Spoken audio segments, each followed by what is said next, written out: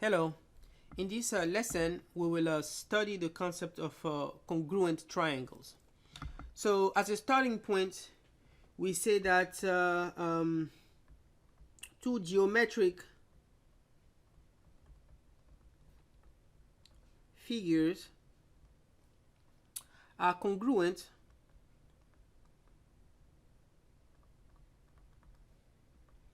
if they have the same shape and the same size.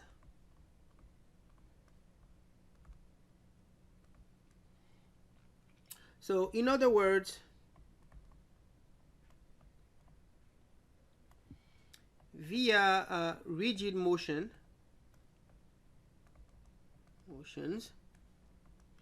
by rigid motions we mean translations, shift, rotation, two congruent figures can be made to coincide with each other.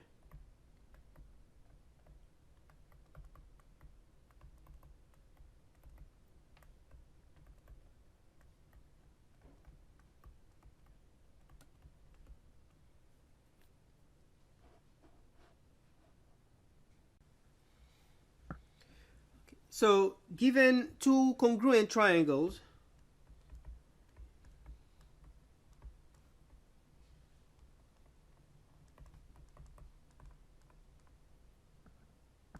say triangle ABC and triangle XYZ, we will write that triangle ABC is congruent, and this is the symbol that we use for congruent, to triangle RST. And the point is, if you have two congruent triangles, let's say here A and B and C, and let's say this is triangle RST. The point is, you can, for example, move this triangle so that you can essentially take the red triangle and place it on top of the black triangle so that they coincide exactly. So you'll have here then R, S, and T. That's the idea. You can move one on top of the other without distorting the shape. So by going through a rigid motion, there's no stretching. You can shift, you can rotate, okay, and then you can translate, but you may not stretch. You may not change the shape. You may not change distances between arbitrary points. That's what a rigid motion is. So via this motion, you can place one on top of the other. We say that A and R, B and S, and C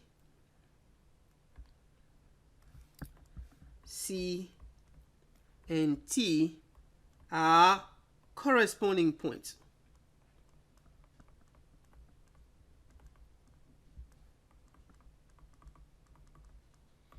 Okay, so I would like to note here that when reporting congruency,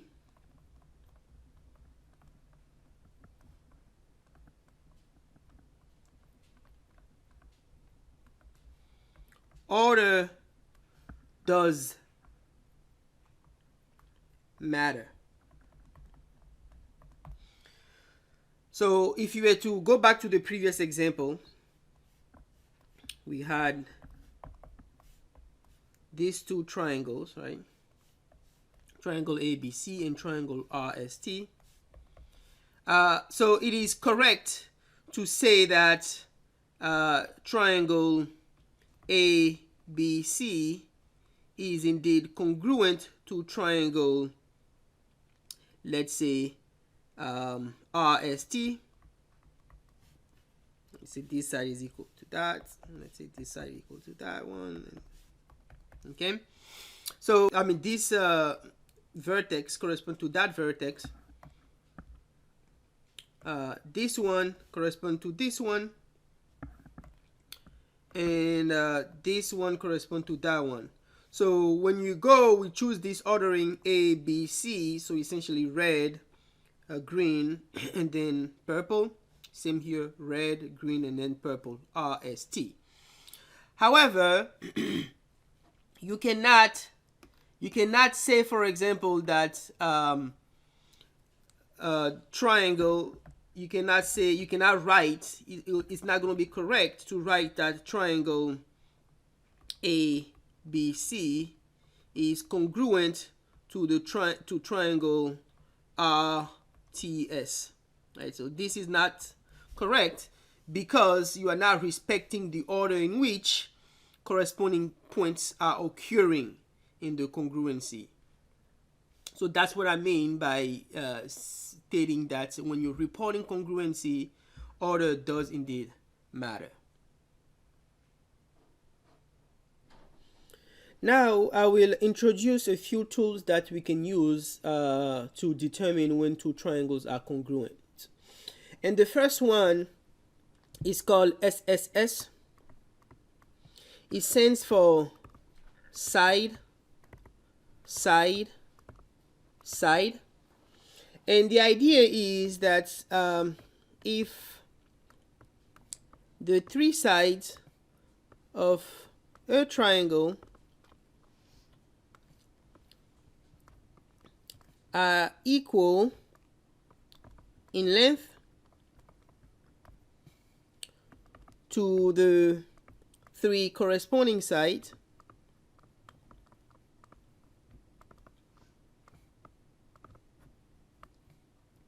of some other triangle, then the two triangles are congruent.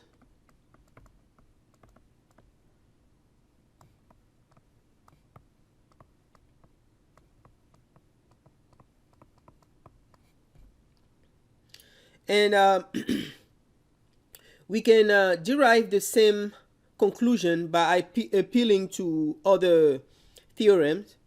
One is called SAS, which stands for side, angle, side. We have ASA, which stands for angle, side, angle. And then we have SAA, which stands for side, angle, angle. So these four theorems can be actually derived from Euclid postulates. And as an illustration of, let's say, SS, so suppose this is A, B, C, and then this is, let's say, A prime, B prime, C prime. If you can say that this side is equal to that side, and if you can say that AC is equal to A prime, C prime, and if you can say that BC is equal to B prime, C prime, then by SSS you can conclude that the two triangles, you can then say that triangle ABC is congruent to triangle A prime, B prime, C prime. for SAS, you'll have something like this. You're given two triangles. Let's say this is A, B, C, and this is A prime, B prime, C prime. And suppose you know that this side is equal to this side.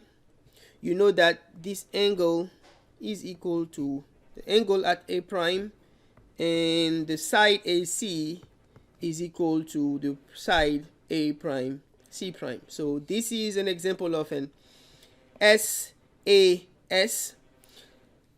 Once you have this, you can verify that this claim is true, then you can conclude that the triangle ABC is congruent to triangle A prime, B prime, C prime. And you have a similar reasoning for ASA and for SAA. And we will very often appeal to these theorems to conclude that two given triangles are indeed congruent.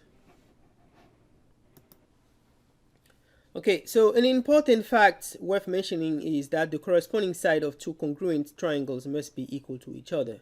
So in the shapes that I'm showing here, assuming that triangle ABC is congruent to triangle RST, then the measurement of the segment line AB must be equal to that of RS, and the measurements of BC must be equal to ST, and similarly AC will be equal to RT. In the same fashion, corresponding angles also have equal measure. So in other words, you can see that the angle BAC, so this angle here, corresponds to the angle SRT, which is this one.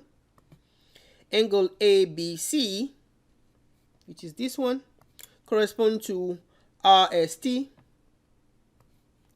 And finally, BCA corresponds to STR.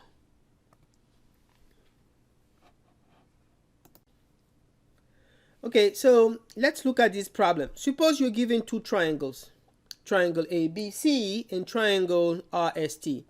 And suppose you know that AB is equal to RS and AC is equal to RT.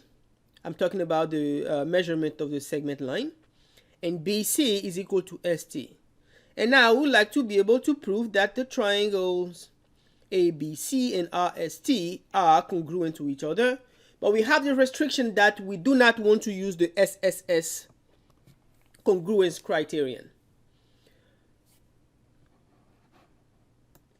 Okay, so without loss of generality, let us assume that AC is the longest side of the triangle ABC. And moreover, we'll rearrange our shape if necessary to have a configuration that I'm showing you here. So the triangle ABC is in black and RST is in blue. And because of the equality that we have, because we know that AB is equal to RS, and you know that AC is equal to RT, so we put AC and RT so that they coincide. And then we have that BC is equal to ST.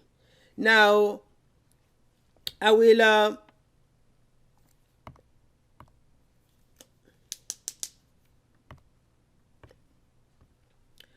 draw the segment line BS. So this is right here. And now we'll call this, I'll call this angle here X, and I'll call this angle here Y. Call this angle here, call it U, and this one V. All right. So observe that ABS is an isosceles triangle with base BS. Okay, and we let X be equal to angle AB, BS, and we let Y be the angle ASB. And since the triangle ABS is an isosceles triangle with base BS, then it's clear that X must be equal to Y. And similar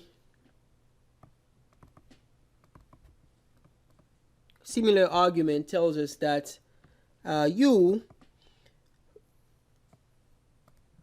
for U, which is the angle SBC, and V, which is the angle BSC, U must also be equal to V, since the triangle BTS is an isosceles triangle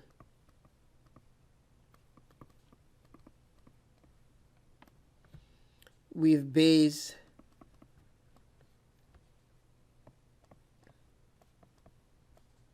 BS. Okay, so plus U must be equal to Y plus V, and this implies that the angle ABC must be equal to angle AST. So in summary, we have that AB is equal to RS. We also know that BC is equal to ST. So to illustrate this, we know that AB is equal to RS. We know that BC is equal to ST. And we have shown that this angle here is equal to that angle. And angle ABC is equal to angle AST. So you can guess at this point that by appealing to SAS, side angle side, we conclude that the triangle ABC is indeed congruent to the triangle RST as desired.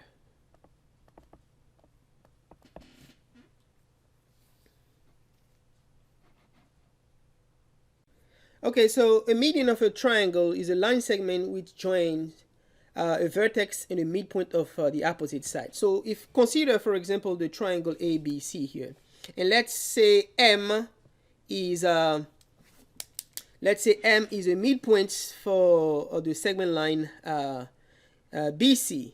Then so that means BM is essentially equal to MC. Then the segment line AM is a median. Similarly, I can draw another median by finding N, the midpoint of the segment line AC, and BN here will be another median. If let's say, call this here Q, is the midpoint of the segment line AB, then QC is also another median for our triangle.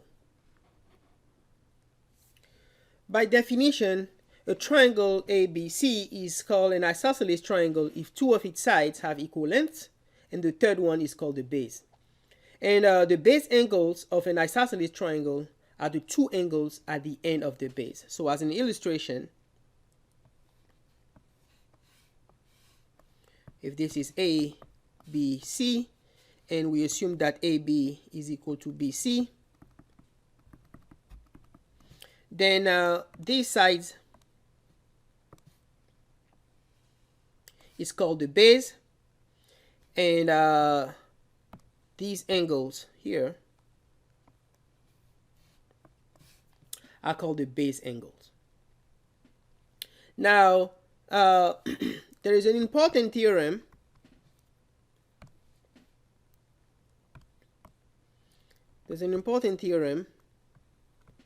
called the Pons-Asinorum. And the Pons-Asinorum theorem simply says that the base angles of an isosceles triangle are necessarily equal to each other. Now we'll prove the following. Let triangle ABC be an isosceles triangle with base BC. Then there are two things that we want to show here. Then the angle B must be equal to the angle at C. And moreover, the median from vertex A is the bisector of angle A and also the altitude as well. Okay, so let's start with a picture.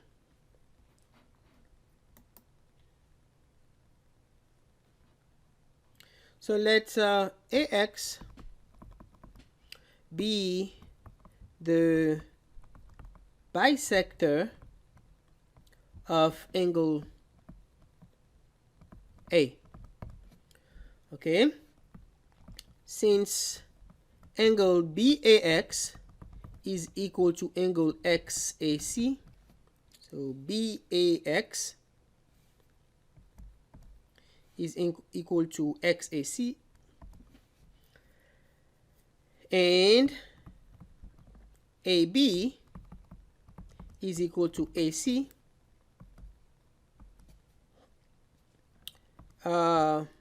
By SAS, side angle, side, BAX is congruent with triangle CAX, and we can then conclude that angle at B must be equal to angle at C. Now we'll show that AX is also a median and an altitude as well. So first observe that since triangle BAX is congruent to triangle CAX, let me illustrate this here. So BAX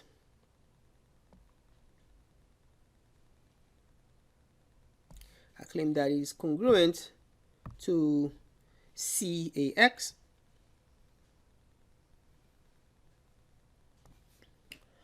Then it is clear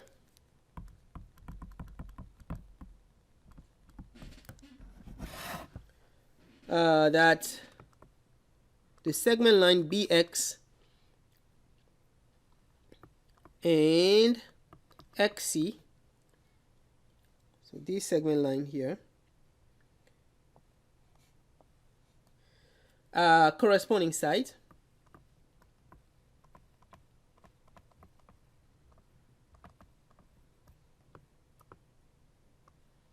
and thus equal.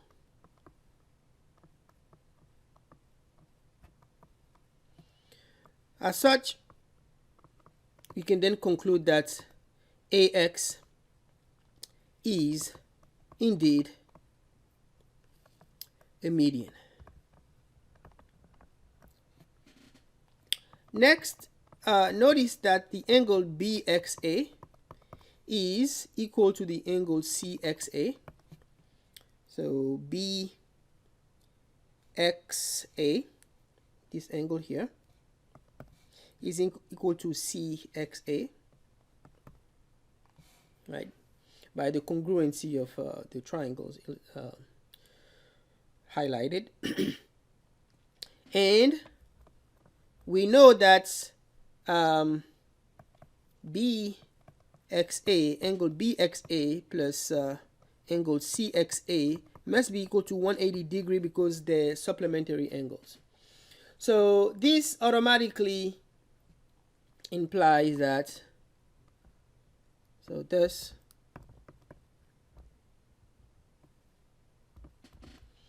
the angle we have then, or maybe let's say consequently, twice of the angle BXA must be equal to 180 degree, and we can then conclude that angle BXA is equal to angle CXA, and they're both right angle. They're both equal to 90 degree. So AX is an altitude.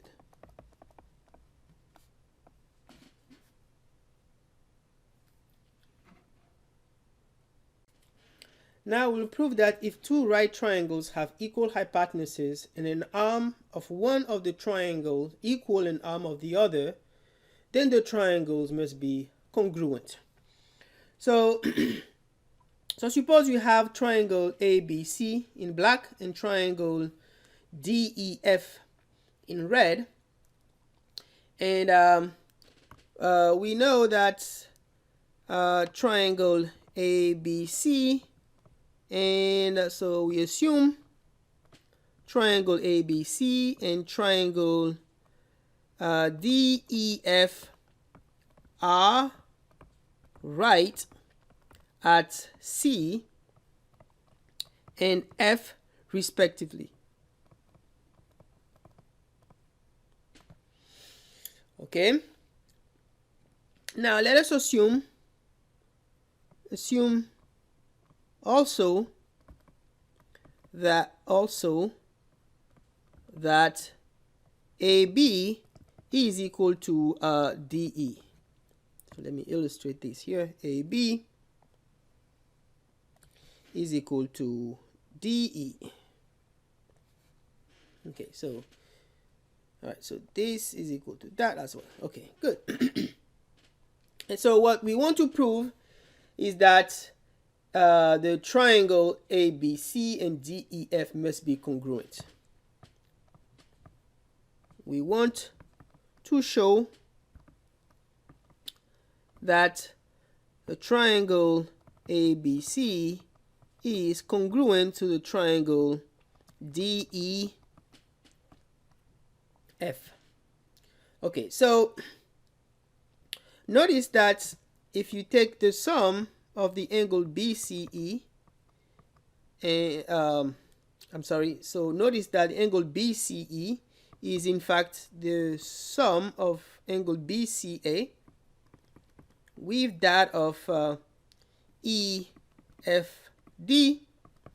but that's 90 degree plus 90 degree, which of course add up to 180 degree. So as such, we can say that in fact BCE is a segment line, right? Because it has an angle of 180 degree. Now, in triangle BDE, AB is equal to DE. Thus, triangle BDE is an isosceles triangle with a base BE.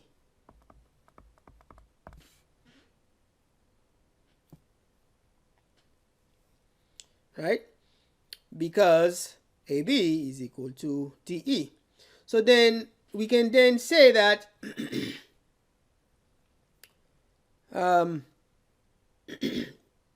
BC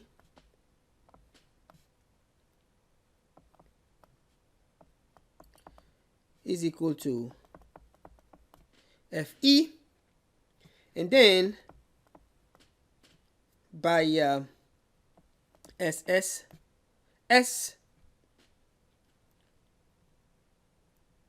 So we have now, so let me explain what I mean by SSS.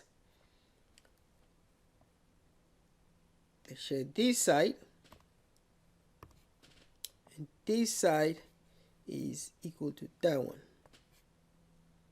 So by SSS, we can then conclude that triangle BCA is congruent to triangle EFD.